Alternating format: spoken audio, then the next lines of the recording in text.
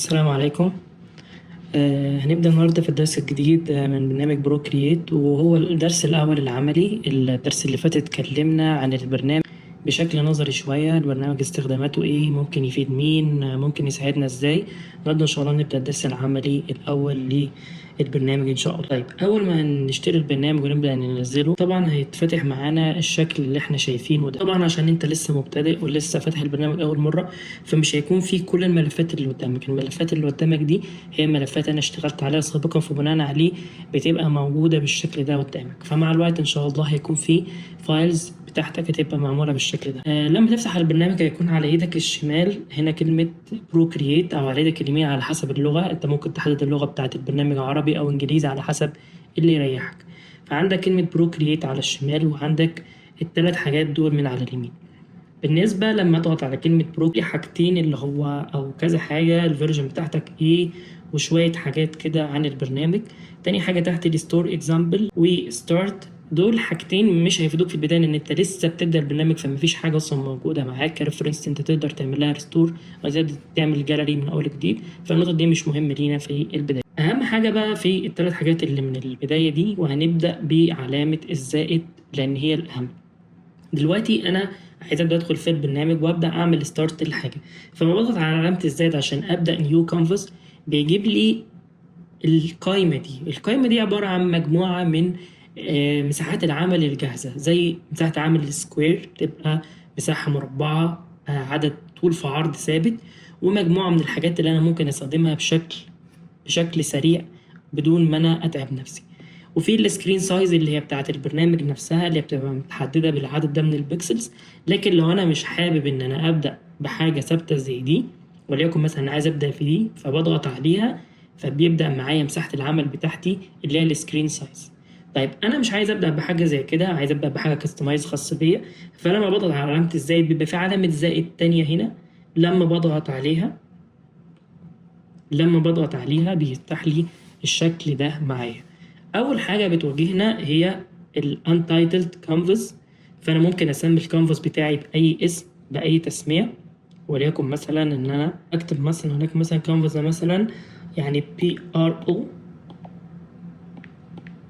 1، وليكن مثلا ان انا اقدر اسمي الفايل. فاول حاجه فكره تسميه الفايل. تاني حاجه هي الويدث والهايت، اللي هو انا هبدا مساحه كام في كام. ودايما انا بنصح الناس اللي بتشتغل على مساحات عمل ان احنا نشتغل على مساحات عمل كبيره، لان من الاسئله اللي بتجيلي هو انا ليه لما بشتغل بلاقي ان مساحه العمل بتاعتي يعني فيها مشكله، او ان مثلا الكواليتي بتاعت الشغل بتاعتي وحشه. ده بسبب ان انت بتشتغل على مساحه عمل صغيره. فدايما بنصح ان نشتغل على مساحه عمل كبيره، وليكن مثلا بزياده من 2000 في 2000. انت كده شغال في سيف سايد كويس جدا علشان تقدر تطلع بكواليتي كويسه. فانا دايما بنصح ان هنشتغل على مساحات كبيره، وليكن مثلا انا بحب اشتغل على 5000 في 3000. والدي بي اي، ودي مهمه جدا ان هي لازم تكون 300. طب ايه هي الدي بي اي دي؟ الدي بي اي دي هي الدوتس بير انش، كام دوت او كام نقطه في كل انش. فبناء عليه كل ما عدد النقط يزيد في الانش الواحد كل ما الكواليتي بتكون احسن. فبناء عليه لازم نحافظ ان التي بي اي بتاعي 300. فدي من الحاجات المهمه جدا لازم ناخد بالنا منها. والماكسيموم لايرز دي اللي احنا بنشتغل عليها هي بتقل بزياده المساحه. وليكن مثلا هنا 65 على مساحه 5000 في 3000. وليكن مثلا انا اخلي مثلا المساحه بتاعتي هنا مثلا في الويدث 1000 مثلا، وفي الارتفاع مثلا 1000. ايه اللي حصل هنا؟ بقى ماكسيمم لايرز 1000، لان هو كل ما المساحه بتزيد كل ما الكواليتي بتبقى اعلى، كل ما عدد اللايرز بيبقى اقل. ودي نقطه ما فيهاش اي مشكله خالص، ان انت جوه هتقدر ان انت تعمل ميرج لللايرز. فبناء عليه فكره اللايرز مش هتكون عائق بالنسبه لك خالص. فدايما بنصح ان احنا نعمل مساحات عمل كبيره، وليكن مثلا 5000 في مثلا 3000. ده مساحه كويسه جدا تقدر تبدا بيها. فالبارت ده الحمد لله خلص. البارت التاني وهو الكالر بروفايل. دلوقتي انا عندي نوعين من الالوان، او تو مودز من الالوان الالوان الخاصه بالشاشه والالوان الخاصه بالطباعه. الالوان الخاصه بالشاشه بنسميها دايما RGB، وهي بترمز ل3 الوان، والCMYK بترمز الى 4 الوان.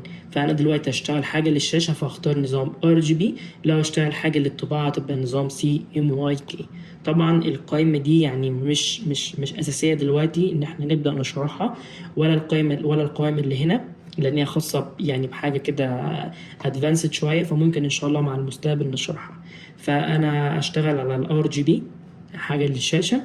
تاني حاجه التايم لابس سيتنجز، من الحاجات القويه جدا والمميزات اللي احنا اتكلمنا عنها البرنامج بروكرييت، ان برنامج بروكرييت بيدعم فكره التايم لابس، ان انت بتبقى شغال على حاجه وهو بيسجل الخطوات اللي انت بتعملها وبيدعم لك ده بشكل كبير.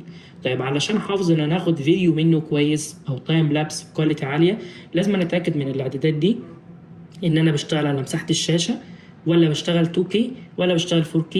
افضل حاجه انت تختار 4K عشان تاخد كواليتي كويسه.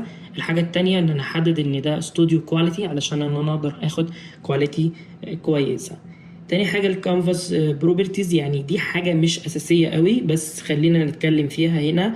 الباك جراوند كولر، انت لما بتفتح بتختار الكولر بتاعتك، فانا بقول لك يعني بلاش تعطل نفسك، انت تقدر ده تعمله من جوه، لكن مثلا لو اختار اي لون هتبقى الباك جراوند بيه، فانا افضل مثلا انا اختار اللون الجري ده شويه. وكده يبقى انا عملت سيتنج الاول فايل معايا في الدايمنشنز وفي الكالر بروفايل وكل حاجه، وبعد كده بدوس على علامه كرييت. لما بضغط على كرييت كده الف مبروك، انت كده بدات اول فايل ليك في برنامج بروكرييت كشخص بينتر او كاليجرافر او شخص محترف او جرافيك ديزاينر، تقدر ان انت تبدا بيه العمل الفني بتاعك.